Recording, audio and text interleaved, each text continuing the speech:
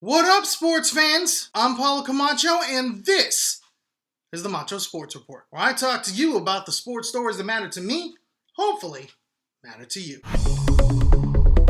Alright, so onward we go. Let's continue with my analyses of the top prospects projected to go to the 49ers at 7th overall in this year's NFL Draft. I'm sorry, was that annoying? Yesterday, it was Cal QB Jared Goff. Today, let's go with a draft prospect I'm sure he had to deal with often in the Pac-12.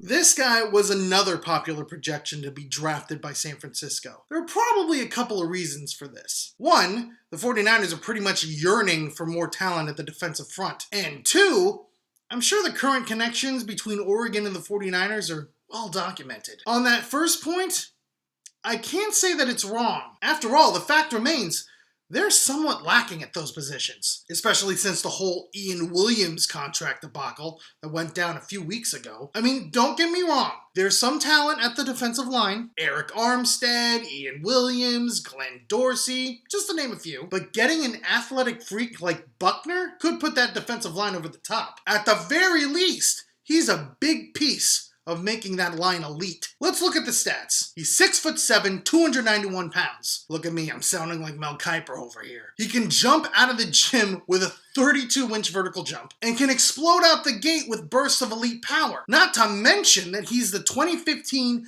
Pac-12 Defensive Player of the Year and a Ted Hendricks Award finalist, an award given to the top defensive end in the country. Scouts say that he draws comparisons to a much better Eric Armstead, which makes sense considering both of them worked the same line at Oregon. If he's drafted to San Francisco, he'll likely start with a familiar face at the line, the aforementioned former Duck, Eric Armstead. That combination could anchor the defensive line for years to come. As a team that used to pride itself on its elite defense, that's something I think I can get on board with. Then again, that's all predicated on the fact that the coaching staff is in place to mold them into an elite defensive line. Considering the 49ers are starting over, again, with a new defensive coordinator, obviously everything is a crapshoot, especially when it comes to the draft. But if you draft the best talent on the board for your system, well, by God, you give yourself a chance to be successful. And if he's available at 7, why not pull the trigger on the guy? Again, I'd be okay with that. But what about you? Would you take DeForest Buckner at 7th overall if he's available? Why or why not? Let me know in the comments section below. I'm Paulo Camacho, and this